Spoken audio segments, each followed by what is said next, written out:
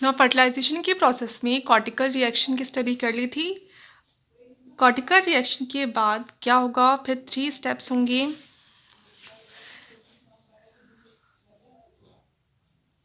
Egg में changes आएंगे। First क्या होगा, रेस्पिरेटरी रेट है वो एग की इंक्रीज हो जाएगी। तो साइंटिस्ट ने देखा सी अर्चिन के एग्स में फर्टिलाइजेशन के बाद में उन्होंने देखा कि पहले उसकी रेस्पिरेटरी रेट उतनी ज़्यादा नहीं थी, पर जैसे ही फर्टिलाइजेशन हुआ उसके बाद में एग की रेस्पिरेटरी रेट बहुत ज़्यादा इंक्रीज हो गई। अब ऐसा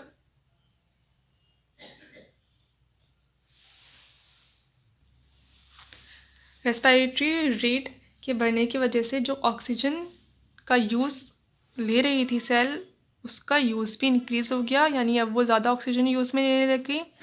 रेस्पिरेटरी रेट इंक्रीज़ होगी यानी मेटाबॉलिज्म इंक्रीज़ हो रहा है। मेटाबॉलिज्म इंक्रीज़ होगा तो इंक्रीज्ड मेटाबॉलिज्म के लिए ज़्यादा ऑक्सीजन चाहिए होगी, तो ऑक्सीजन कंजम्पशन की रेट भी इंक्रीज़ हो जाएगी, यानी ज़्यादा ऑक्सीजन का यूज़ करने लगेगी सेल। साथ ही ज़्यादा एटीपी भी फॉर्म करेगी। रेस्पिरेशन हो रहा है, मेटाबॉलिज्म होगा, तो उससे उसके बाद के प्रोसेस में फिर एनर्जी फॉर्म होगी, तो एनर्जी का फॉर्मेशन भी बढ़ जाएगा। प्लस जो प्रोटीन सिंथेसिस का प्रोसेस है वो भी बहुत ज़्यादा इंक्रीज़ हो जाएगा। रेस्पिरेटरी रेट इंक्रीज़ होगी यानी मेटाबॉलिज्म की रेट इंक्रीज़ होगी। इंक्रीज्ड मेटाबॉलिज्म के लिए ऑक्सीजन रिक्वायर्ड होगी, ऑक्सीजन चाहिए पड़ेगी, तो ऑक्सीजन का यूज़ बढ़ जाएगा।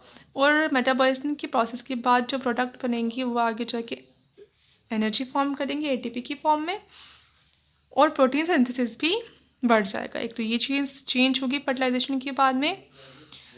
Next resumption of meiosis, meiosis भी रिज्यूम हो जाएगी। तो पहले oogenesis के प्रोसेस में पढ़ा था कि जो oogenesis का प्रोसेस होता है वो कंप्लीट नहीं होता है। जो एग्स होते हैं ज़्यादातर ऑर्गेनिजम्स में, जैसे मैमल्स में, मियोसिस सेकंड के स्टेज में आके रुक जाते हैं। इसके बाद सेकेंडरी ओसाइट ही बना हुआ रहता है। उसके बाद ओवम फॉर्म नहीं हो पाता। ओवम का फॉर्म होता है फर्टिलाइजेशन के बाद ही फॉर्म होता है। तो जैसे ही फर्टिलाइजेशन होगा तो मियोसिस रिज्यूम हो जाएगा, यानी मियोसिस का प्रोसेस जो रुक गया था वो दोबारा से स्टार्ट हो जाएगा। तो मियोसिस सेकंड में वो रुक गया था, तो फर्टिलाइजेशन के बाद मियोसिस सेकंड के आगे का प्रोसेस होगा, जिसकी वजह से सेकेंडरी ओसाइट डिवाइड हो जाएगा और ओवम फॉर्म कर देगा। फिर initiation and mitosis.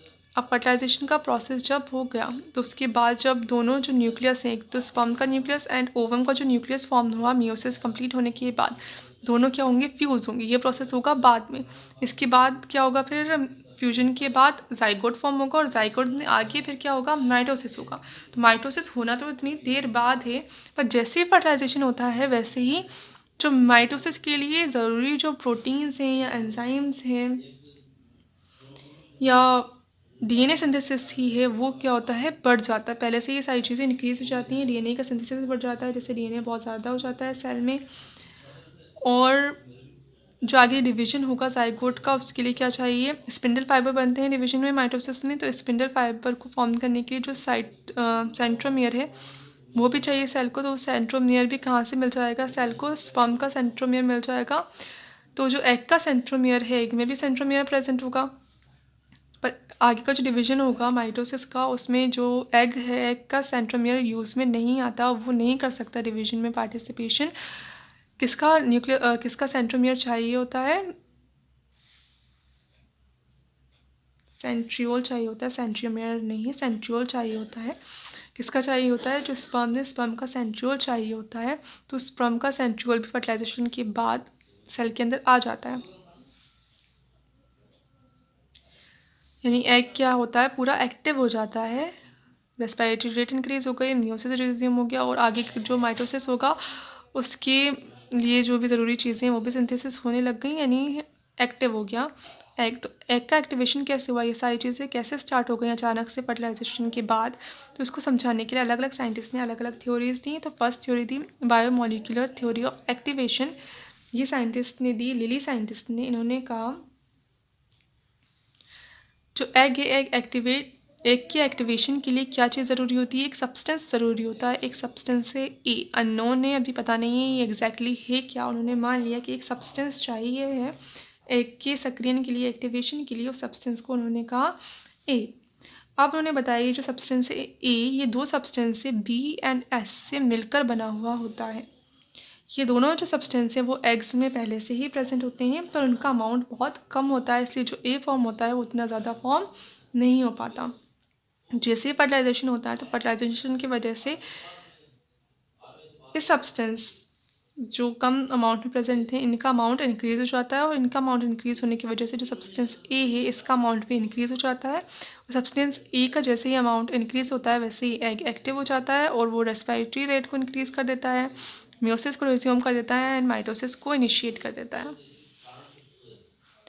Second theory the sensitization to calcium, यानी इन्होंने कहा, इस थ्योरी के अकॉर्डिंग क्या कहा कि एग के एक्टिवेशन के लिए, सक्रियण के लिए कैल्शियम आयन की प्रेजेंस बहुत ज़रूरी है। कैल्शियम आयन अगर प्रेजेंट नहीं होंगे सेल के अंदर, एग के अंदर, तो एग सक्रिय नहीं होगा। फिर third lobes theory, lobe scientist ने दी थी। उन्होंने कहा कि एक फैक्टर होता है करेक्शन फैक्टर।